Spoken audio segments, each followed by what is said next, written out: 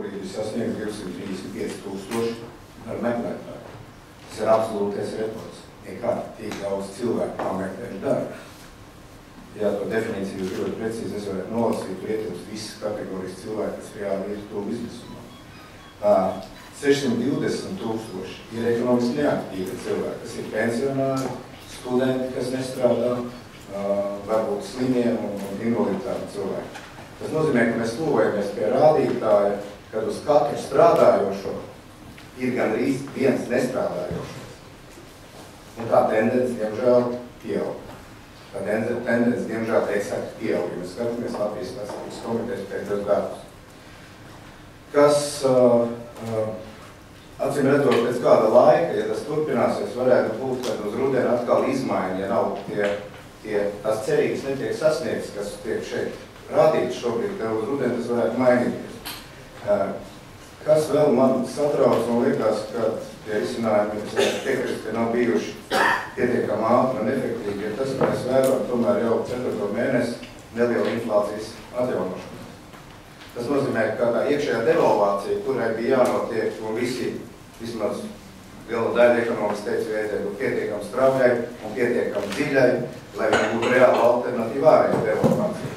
Reāli atsākoties inflācijai, kas 4. mēnesi neliela, bet tomēr ir vērojama, tas nozīmē, ka cilvēki paliek vēl nabadzīgāk. Pie administratīvi samazinātām algām un pie milzīgā bezdarba.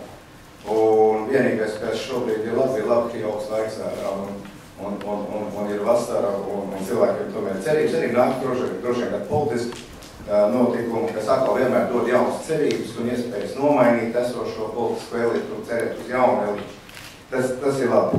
Kas vēl apliecina par to, ka arī tīri no statistikas komitejas šodienas mājaslapas izdrukājot ārā, tomēr ar to eksportu nav mums tik labi. 1.4.2010. gadā atkal ir palielinājis starpības starp importu un eksportu. Tas nozīmē, ka kaut kādi resursi cilvēkiem ir bijuši pieejami. Es nezinu, kas ir tie naudas avoti, vai bankas atkal atsākuši kaut kāds saprātīgi kreditēšana vai kaut kas tāds, bet atkal ir vairāk Latvijas valstī tā starpības starp importu eksportu atkal ir sākus pieaugt. Tas nozīmē, ka kapitālu mēs atdodam vairāk projām nekā dabūjam. Kas ir slikti. Un pilnībā piekrīt, bet es domāju, ka tas, droši vien, kad ir jāprasa vēl daudziem citiem cilvēkiem jautājums par iekšējā tirgus aktivizēšanu. Jo visādā ziņā absolūti piekrīt no ministra prezidentam Dombrovskis kungam par eksporta nozīmi un visu, kas būtu jādara, bet redzot faktiskos eksporta vājos pieaugums tempu ziņā, ja, un importu stabilo esamību, tad iekšējais tirgus ir tas, ar ko cilvēks savu ikdienu var sakārtot. Ja? Tas ir tā naudiņa, ko viņš te pats sniegdams pakalpojums, ražodams vietējā patēriņa preces ar savu ģimenes lietas savilkt kopā. Iekšējais tirgus brūk vēl ar vien kopā. Iekšējais tirgus vēl brūk kopā, un tas parādās arī, es domāju, tajos rādītājos, tur bija redzams, ka visas gandrīz būtiskas lietas, pārtika, veselība, izglītība pat ieskaitot, tur vēl visi pa dārgu cilvēki, jo viņi vēl ar vienu tātad, tas viņa patērēšanas spēja, ja, ir pa mazu, viņš jūt, ka tas ir viņam nesamaksājā.